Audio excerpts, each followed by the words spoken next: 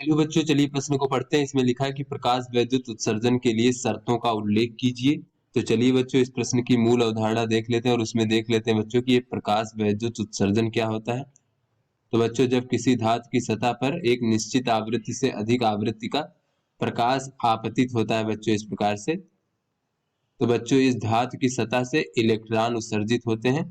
तो इस घटना को बच्चों क्या कहते हैं? इस घटना को प्रकाश वैद्युत उत्सर्जन कहते हैं। तो चलिए बच्चों, अपने प्रश्न को हल करते हैं और यहाँ पर देख लेते हैं कि प्रकाश वैद्युत उत्सर्जन के लिए शर्त क्या है बच्चों। प्रकाश वैद्युत उत्सर्जन के लिए जो बच्चों शर्तें होती हैं वो क्या क्या होती हैं, देख लेते हैं। तो बच्चों पहले हम इसमें देख लेते हैं कि कार्यफलन क्या होता है बच्चों। तो यहाँ पर हम देख लेते हैं कि किसी धातु के पृष्ठ से या फिर बच्चों किसी भी पदार्थ के पृष्ठ से इलेक्ट्रॉन उत्सर्जित करने के लिए जो आवश्यक न्यूनतम ऊर्जा होती है बच्चों, आवश्यक न्यूनतम बाह्य ऊर्जा, ये बच्चों कार्यफलन कहलाती है। उस धातु की सतह का कार्यफलन कहलाती है। इसे हम फाई नॉट से प्रदर्शित करते हैं, कार्यफलन कहलाती है।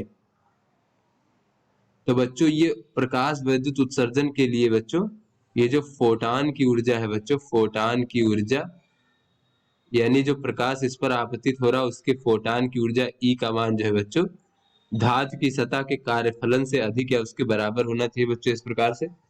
और दूसरी शर्त बच्चों हम देख लेते हैं। तो बच्चों चूंकि ये ई का मान इस प्रकार से बड़ा होना चाहिए बच्चों, तो यहाँ से अगर हम देखें तो ई बराबर होता है एच न्यू फोटान की ऊर्जा और फाई नॉट को कह सकते हैं एच न्यू नॉट। तो न्यू नॉट क्या है बच्चों? ये आवश्यक न्यूनतम आवृत्ति हो जाएगी जिससे कि इलेक्ट्रॉन उत्सर्जित हो सके। इसे बच्चों हम देहली आवृत्ति कहते हैं इस प्रकार से।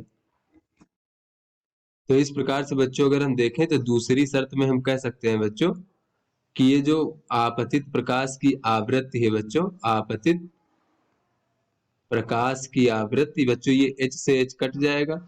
तो ये इस प्रकार से हो जाएगा कि न्यू का मान बड़ा होना चाहिए किससे? न्यू नॉट से बच्चों इस प्रकार से। तो आपतित प्रकाश की आवृत्ति देहली आवृत्ति से अधिक होनी चाहिए, देहली आवृत्ति से अधिक होनी चाहिए।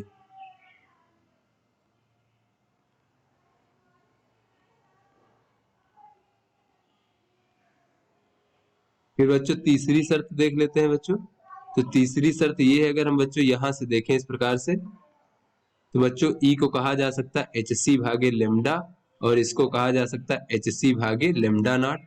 तो बच्चों ये लेमडा नॉट क्या है? ये हमारी देहली तरंग दैर्ध्य है। देहली तरंग दैर्ध्य का अर्थ हुआ कि वह अधिकतम तरंग दैर्ध्य, प्रकाश की वह अधिकतम तरंग दैर्ध्य जिस पर जो है ये हमारा उत्सर्जन हो सके इलेक्ट्रॉन का सतह से। तो इसे हम देहली तरंग दैर्ध्य कहते हैं। एससी से एससी कट जाएगा और बच्चों इसका अगर हम व्युत्क्रम कर दे तो ये हो जाएगा कि लेमडा छोटा होना चाहिए या बराबर या छोटा होना चाहिए किससे? देहली तरंग दैर्ध्य से। तो यहाँ से बच्चों हम कह सकते हैं क्या था? आपतित प्रकाश का जो तरंग दैर्ध्य है बच्चों, प्रकाश का तरंग दैर्ध्य,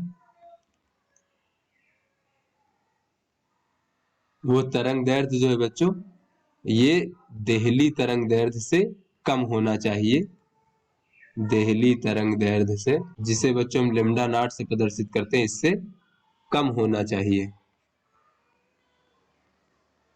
और बच्चों ये जो प्रकाश वैद्युत उत्सर्जन है ये उस प्रकाश की तीव्रता पर निर्भर नहीं करता है। तो इस प्रकार से ये शर्तें हो गई बच्चों यहाँ पर।